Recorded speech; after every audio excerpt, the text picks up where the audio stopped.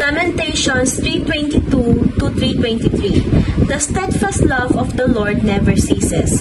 His mercies never come to an end. They are new every morning. Great is your faithfulness. Each morning is a new opportunity to reflect on God's work in your life.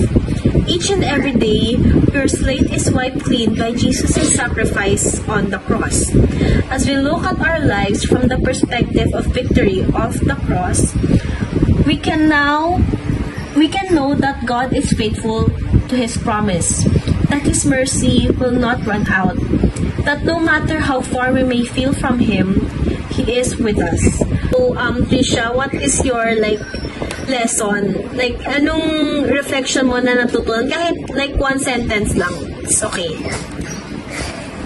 So, from the verse na binasa,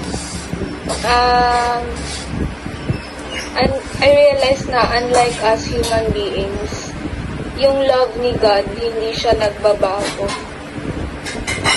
Yung pagmamahal niya sa atin is equal palagi. Okay. Thank you. Kirsten, ikaw na lang. Next.